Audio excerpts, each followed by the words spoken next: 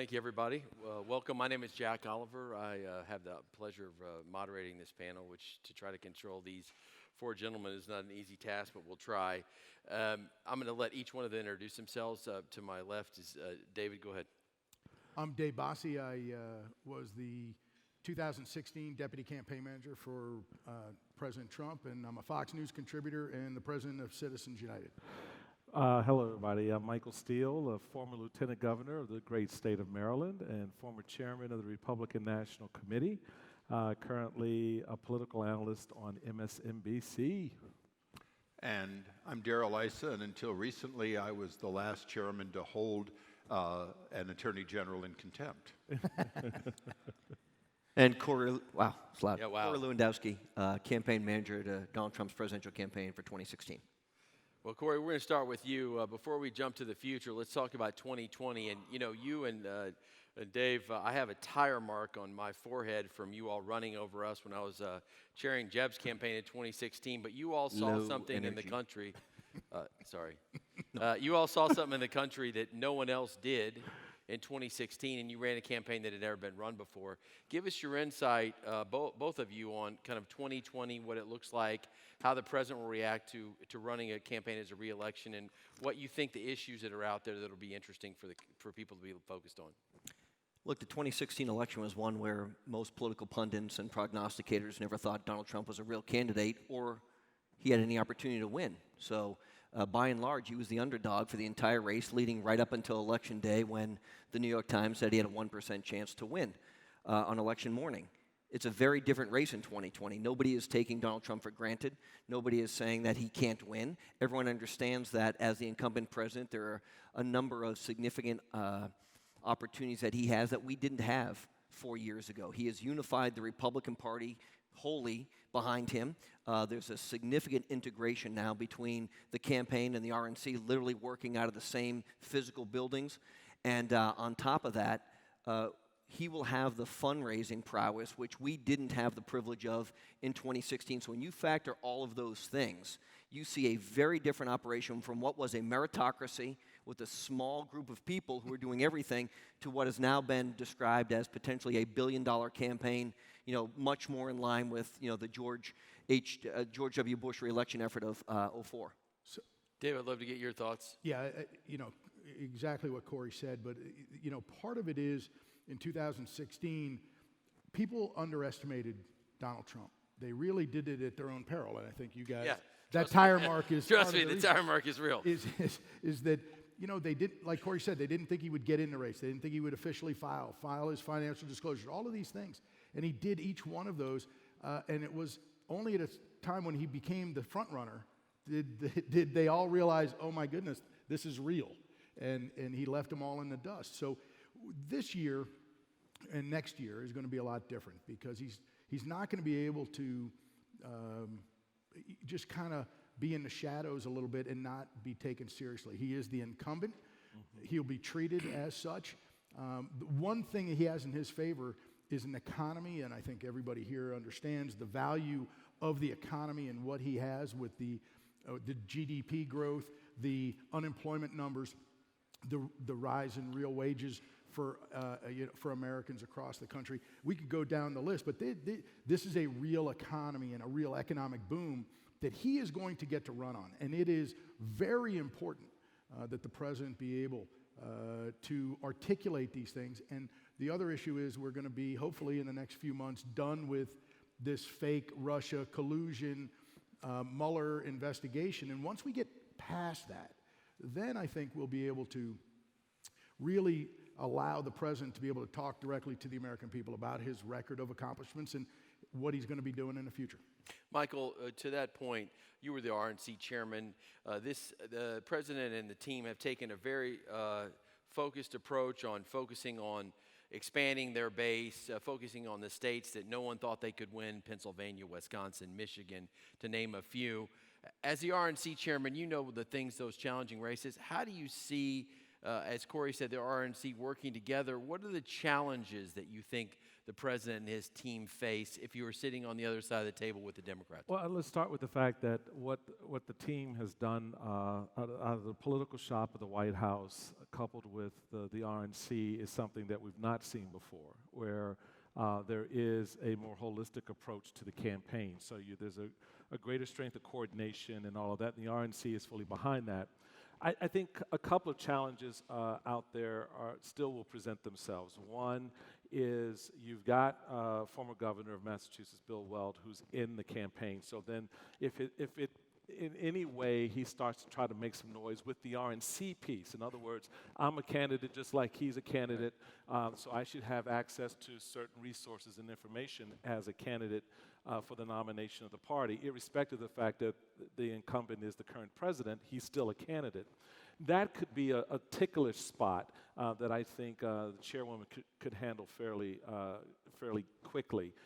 But I think overall, this level of coordination going into this cycle, particularly given with the disruptive impact of Bernie Sanders, for example, on the Democratic primary process, now with Joe Biden in that race, and the push and pull between progressives and moderates / center-right Democrats, gives the president an opportunity to solidify much sooner in the campaign his ground forces, his organizational structure. Certainly it's going to have to raise more money this time than he did the last time, and certainly the RNC will be helpful there. That's not to say there won't be challenges, but I think going into this, because he's in the incumbent position, with the political infrastructure already in place and solidified behind him, as Corey mentioned, he's going to be in a good shape. Darrell, love to get your thoughts. Darrell Issa is one of an endangered species, a Republican member of Congress from California for a long period of time. He actually has seen things that people talked about a long time ago, which was what the future of the GOP could look like. You've also seen it at Congress as well. I'd love to get your thoughts in terms of two things. One, how has President Trump changed the Republican Party in Congress? And number two, you've now seen, we've gone from kind of the work that we did in early 2000 to 2004, trying to get people to become Republicans who weren't, and focusing on that, to this new age where the Democrats have moved as far left as possible. That conversation's going on about the new Green Deal, whether or not we're going to have a socialist economy, et cetera. Republicans really, as Corey said and Dave said, really united behind President Trump. What's happened? Where does the middle go, and where is the middle in Congress today? Well, I think defining the party in a way that has united it, particularly in Congress, has been interesting. Before the president came to office, quite frankly, and even during his first 2 years, the Freedom Caucus was ostracized by the speaker, marginalized, actually pulled out of committees. The president embraced that group of people because they are, in fact, the ones who champion much of the president's agenda. The president today enjoys Kevin McCarthy, who would be considered to be the moderate establishment leader, Mark Meadows and Jim Jordan, the Freedom Caucus, and even other members. I'll use Duncan Hunter Jr. as an example. People who have historically been against free trade because free trade left too many people out of the opportunity because of the unfairness of some of the trade deals. He's brought all of them to the table. So the people who want deals to be redone so that we get free and fair trade in the Republican Party, if you will, the Pat Buchanan wing, they're no longer ostracized. The Freedom Caucus is totally welcome and regularly at the White House, and the main, if you will, body feels like they're a team again. And it's the president that's made a dysfunctional Congress, albeit the House is a minority, much more functional. We also talked earlier about the impact of outside groups. Dave, you run one of the most important ones in the country.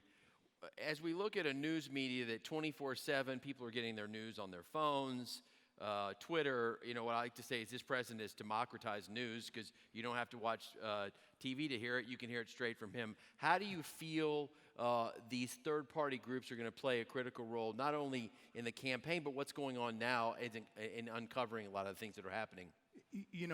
I hope that the outside groups are going to come into play in a big way. The president needs as much support as he can get.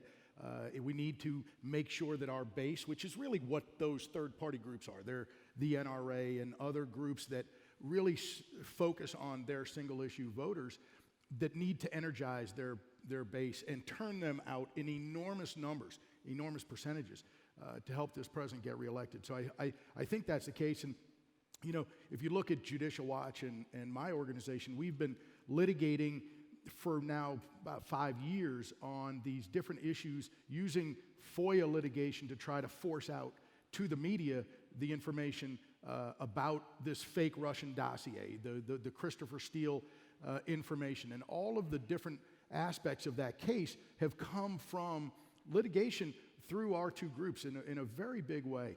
And so, you know, that's very important to a free press so that they get that material, but it's also great work that the outside groups are doing. And, you know, the fake Russia dossier story, this entire monster that James Comey and Clapper and Brennan and the rest of them created, may not have any impact on 2020.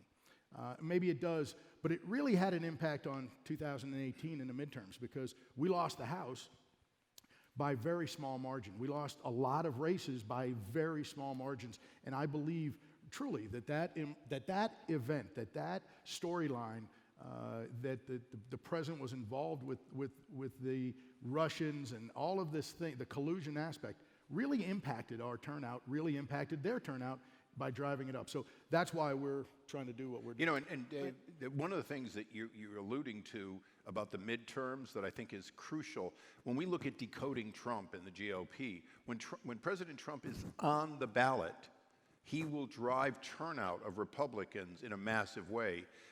In this last disaster in which we lost half of the Republicans in California alone, the members of Congress, the fact is he wasn't on the ballot. The Democrats, bless their heart, they knew how to turn out. Their model turned out more Democrats in an off-year election than ever.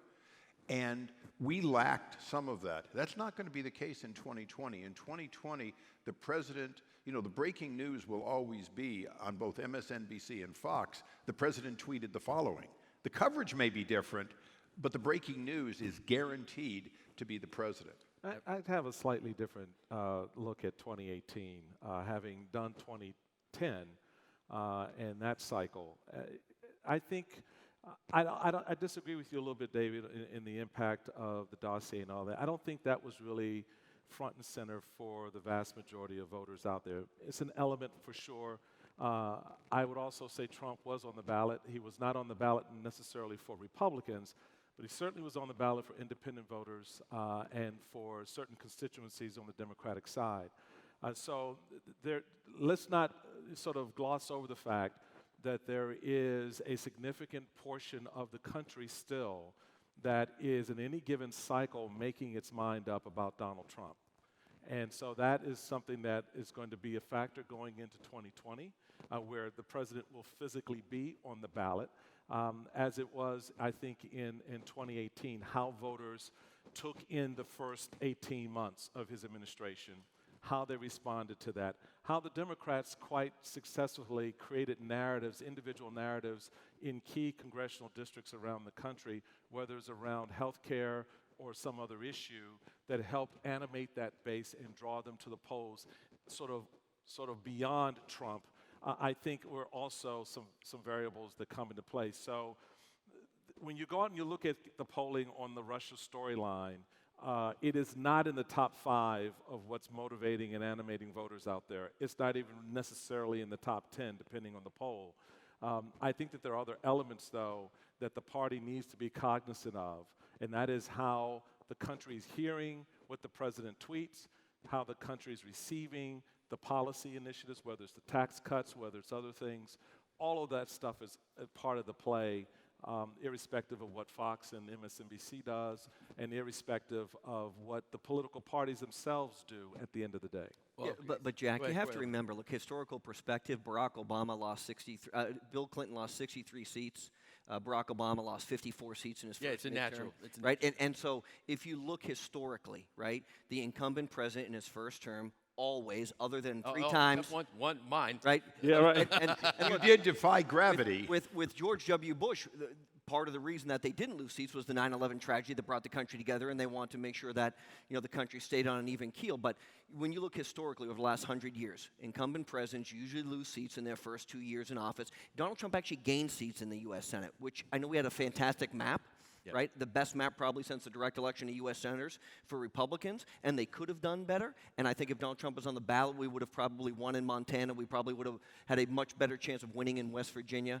But look, we beat a series of incumbent Democrat U.S. senators, Missouri, the battleground state. Exactly. And when you look at that, that means the 2020 election is much better for those Republicans who are in line with this president and who holds a 94% approval rating with the Republicans right now. Yeah, Corey, you said it very well in that regard, because Missouri, for example, was a state where President Trump wasn't on the ballot, but if it wasn't for President Trump, Claire McCaskill would still be the United States Senator. We're getting close. We're going to switch to another thing, speed round for everybody. 3 questions. Number 1, who do you think will be the Democratic nominee? Number 2, what's the most important issue in the 2020 election? And number 3, what state will surprise people in the outcome of the general election? Corey, you start. Look, right now I'd take Bernie versus the field. I think Uncle Joe is probably the best candidate in a general election matchup, but I don't think he's progressive enough to come out of the primary. So I think it's Bernie Sanders, and he picks Kamala Harris as my guess to be his running mate. I think the issue that voters are going to go to the polls on, which is not great for Republicans right now, is the issue of health care, because the economy is booming, and everyone knows that, but the issue of health care, what you have to fix, which is covering pre-existing conditions, giving people transparency to see what health care really costs, and the opportunity to buy health care across state lines is something that this administration has to fix. And then, state. Look, keep your eye on Minnesota. Congressman? I think the rest of the Rust Belt, Michigan and so on, taking it out of order, we're going to see a landslide in the states that view themselves as manufacturing states. So obviously Ohio, Pennsylvania, Wisconsin are going to be more so, but we lost a few historically that we could have gotten. So I think that's where the surprise is going to be, is that what Trump has done, Trump's going to do more of. Very, very clearly, I think Corey picked the right 2. That's a dream team for the left. Because AOC is not old enough yet to be in the ballot. And so... Thank God. She'll be on the ballot, just in a different way. She'll be on the ballot. But David's going to make sure of that. We would think about changing the rules. But I'll tell you, what the sleeper is going to be is the president's public policies, the trade policies and so on, everyone's going to talk about. The economy, everyone's going to say the great economy. But this president, through his cabinet, has lifted the burden of regulations in a massive way. And when you talk to the corporate guy, the guy with a shop with 10 people, they're feeling like they're not being attacked by their government for the first time in decades. And that is going to resonate with small businesses, especially those who make things in America. And that really, we may still lose the popular election, because instead of 4 million, it'll be 4.5 million crazy Californians that are going to vote for whoever isn't Trump. But when you look at the rest of the states, I think you're going to see a shift, and that's going to include a lot of states that right now, quite frankly, people aren't even predicting. Michael? I come at this from a slightly different perspective. I think if the Democrats want to win and they want to be competitive, Joe Biden is their nominee, and I think Amy Klobuchar is his second. I think what that does is 2 things that will be very difficult for the president to maneuver around. And one is Joe Biden's appeal with a lot of the very white voters who transitioned off of Barack Obama onto him will transition or begin to transition back towards Biden, potentially. We've seen it already with some of the union shops out around the country and the overall response. And we're also seeing how Biden is getting the kind of weight inside the party where his appeal is growing and the gap between him and his competitors is widening. It is not shrinking. His rollout was phenomenally strong. I know a lot of Republicans hate to hear that, but if you get out beyond the Republican circle and the Republican bubble and talk to the rest of the country. Ask Anita Hill. It resonates. Has nothing to do with Anita Hill. You can litigate that all day by yourself. I'm not the one that did a non-apology and got told you're not forgiven. I'm just telling you, it doesn't resonate. You can wish all day for it. Biden has got a spark. Just pay attention to it. Now, he can screw it up because he's Uncle Joe, right? And it can happen. But at the end of the day, if they're smart, that's the play. The second piece on that part is Amy locks down the middle of the country. And she has the ability, she's very good on her feet, she's smart, capable, strong, and helps play in those states like Michigan, like Wisconsin, et cetera. So we'll see how that plays out. I think the... with universal health care, how about the policies? I think, well... We're on the speed round, Congress. Yeah, so I think, Running out of time, I've got one more question. yeah, I think that the issue will be health care. That will drive a lot of the conversation as it did in 2018 for the Democrats. They are on a better footing than Republicans are at this point. We'll see what the president's policies are coming up the rest of this year and into next year. The last thing, and then I turn it to you, is the state. I think the states to watch are the three that were in play in 2018, Michigan, Wisconsin, and especially Pennsylvania. I want it to be Bernie Sanders, but I think it'll be Joe Biden. Although I've never heard anybody say he has a spark. Sleepy Uncle Joe, not exactly a spark plug. I just talked More to of a voters sniff. who But- watched him spark. roll out, Yeah, so I don't know. So look, I think it probably ends up Joe Biden. He does wear well with the blue collar worker in America. That's going to be. Those were the Donald Trump voters in 2016. He's going to try to peel some of those off. And we'll see. If it's Bernie Sanders, you know, socialism versus economic freedom is going to be a great campaign for us. Let me just say that. I would look forward to that.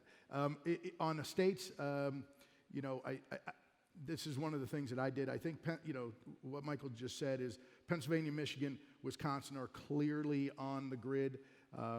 We have to be able to continue to hold Florida, North Carolina, Right. Ohio, and Iowa. Right. Those are and Georgia. I think Georgia will be fine, but those are the ones that are the spine of our reelection, and I think we can do that.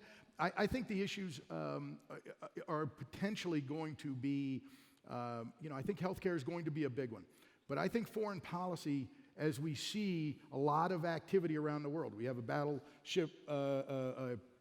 Aircraft battle group headed to the waters off Iran right now. We have North Korea firing off missiles today. We have a lot of international incidents that could be sparked very easily. And I think that this president who campaigned on not fighting wars around the world is going to be tested. We're going to switch to the last topic, and the last topic is what happens in a world without Donald Trump. I don't think that world will exist, but in post the Trump presidency, demographics don't lie. For the first time in history, we'll have a majority minority in this country, especially those 18 and over, and the voting can change. I mean, we all know that that's possible. Michael Steele, I'm going to start with you. Okay. What happens to the party when you don't have somebody like Donald Trump who has brought together the Republican Party with approval ratings that we've never seen, including the levels of Ronald Reagan? Well, that's your point. He's brought together the Republican Party. The question for the Republican Party is, has he brought everybody else into that space? Has he brought center-right, center-left independents into that space with him? What is his appeal and what has been his appeal to a burgeoning, re-emerging voter class out there that is more diverse and certainly much more engaged than we've seen in the last 30 or 40 years. That, I think, is going to be a real challenge for the party. I just ask a simple question. How do you go into a black community after calling their native land a shithole and have that conversation? You can't start that conversation and end it with, well, you got the lowest unemployment ever. The question becomes, so what? What have you done for me lately? What is the impact? How do you deal with the criminal justice? And while Republicans have been good on criminal justice reform, again, there are bigger, more important issues that are beginning to emerge. So having those conversations with the LGBT community, with the Hispanic community, with the African American community, as you noted, the country's going to look very different. It's going to look a lot more like me than you four. And so, thank God. So the reality remains, as 60,000+ Hispanics turn 18 years old every month. What are we saying to them? And how do we look at that potential voter as someone who could be a Republican? And is what we're doing now laying the seeds for that, or are we doing something different? Darrell, you wanted. Yeah. Yeah. Thank you. I think what we're really Because you wanted a state that kind of is a precursor for where the country's going in terms of demographics. exactly, you know, and I'm not going to disagree with most of what Michael said, other than, what are you talking about those guys for? The truth is that we are more a nation of minorities than ever before, and you know, that's one of the things that is both the strength and weaknesses of the Trump time, is that he's just not going to allow minority differences to define how he does things, and we see that every day. But the Trump legacy is uncertain, for the same reason as the Reagan legacy. We all talk about it nostalgically, but it was systematically destroyed. The 28% flat and fair tax, the absence of all kinds of loopholes, it went away under both Republican and Democrats, to where Reagan wouldn't recognize some of his signature accomplishments. The reality is that what Trump is setting up are some differences that I believe are more lasting.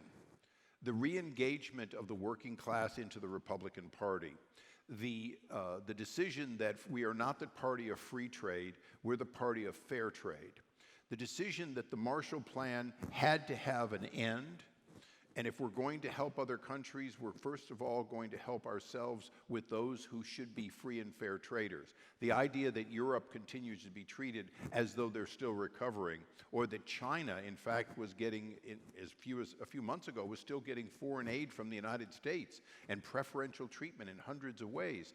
Those things are changing, which means foreign policy is changing, and domestic view of where you put America. So if President Trump finishes his second term, as I think he will, having made America great again, in the sense that we put Americans in a position to demand fairness from their trading partners, then I think that will change the Republican Party. It brings together the Pat Buchanan wing and, if you will, the Bush wing, if you will, in a way that I think is permanent.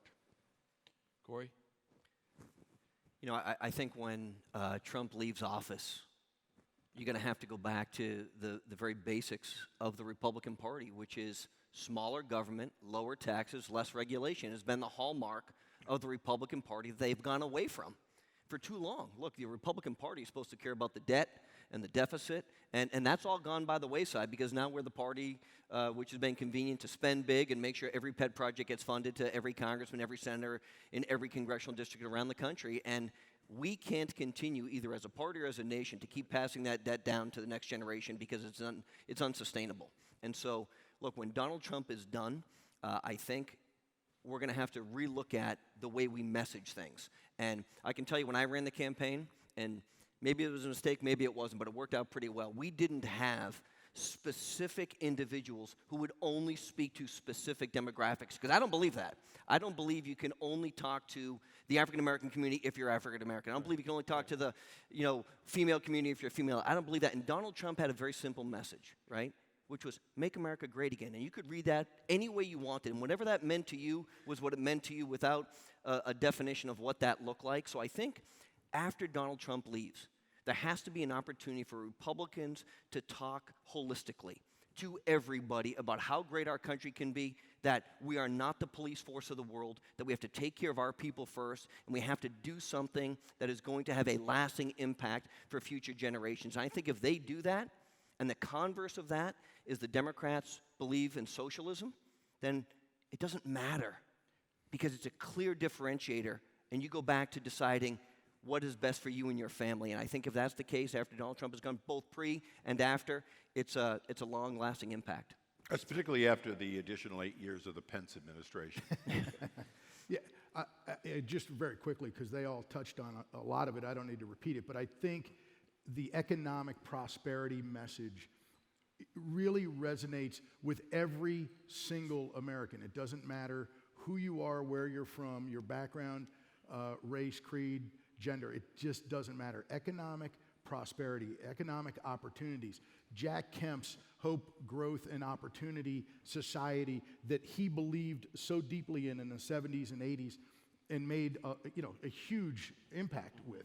And I think that if we can go back to, as Corey was saying, to those fundamental roots of what the Republican Party has stood for, with the smaller government, lower taxes, getting government and the bureaucracy off of the backs of the American people, create entrepreneurial spirit instead of suppressing it. Those are things that every American can count on. And I think that if we break, after 8 years of the Trump presidency, I think we will have broken the grip, I hope, that we will have broken the grip of how things have been done over the last 40 years or 50 years in Washington. And look, one of the reasons that he is such a change agent is he has recognized that things weren't done the right way. He comes in and he looks at a foreign policy, he looks at an economic policy, he says, we've been doing the exact same thing, different people in the same chairs, but we've been doing the same thing for 40 years. Look where it got us. Let's do something different. And he creates a big uproar over that. But I do think at the end of the Trump presidency, we're all going to need a vacation. And Jack, From Twitter for sure. Jack, you and I have We all agree on that one. we've all seen a lot of panels here the last few days. The one thing that wasn't mentioned here that President Trump is going to have to address, because it's going to haunt him throughout his second term, is the cost drivers that have caused education to be unaffordable have created more than $1 trillion of bad debt held by the government. That means that the president has something that you didn't mention, none of us mentioned, but many of our best speakers are mentioning, and on the left they're saying, well, forgive the debt and make everything free, which of course would simply empower the cost of education to rise further. The president is going to have to apply Trumpism to this problem. The way he did an ice skating rink in Central Park a generation ago, he's going to have to deal with the cost drivers of healthcare and the cost drivers of education. And that's going to be the hallmark of his second term. No question about it. Last question. 2 names, not to necessarily be the next president, but to watch future Republican leaders, starting with you, Michael Steele. Will Hurd, Republican from Texas. Number 2? Oh, number 2? That's 2 names, but it's the same name. Will and Hurt. I'd say Nikki Haley. Nikki Darrell? Haley. You know, I'm a House member, so what I would say is that the 2 emerging people that we have to watch because they're defending freedom of America right now are Jim Jordan and Mark Meadows. They are at the forefront of pushing back against the excesses that have led to holding an attorney general in contempt for something that only 18 days ago didn't even exist, and he's been cooperating. So those freedom fighters in the House, and I gave you 2 names, but we're going to see a lot of them because they're really at the forefront of what the public needs. Corey?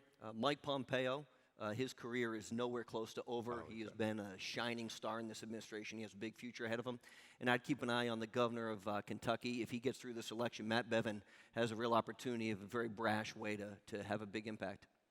I'll go with Ron DeSantis, the Yeah, governor of Florida, who has just been a juggernaut, incredible governor for the last 4 months.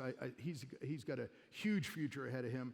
And Dan Crenshaw of Texas, the former Navy SEAL, who is doing battle in the House of Representatives on an intellectual level that really he's just bench pressing all of these guys, these men and women in Congress every day, and he's an amazing young leader, and I think everybody needs to watch him. I'm going to agree with everybody except Darrell, Issa, and I'm going to add one name that won't surprise you, George P. Bush. Thank you all very much for being here today.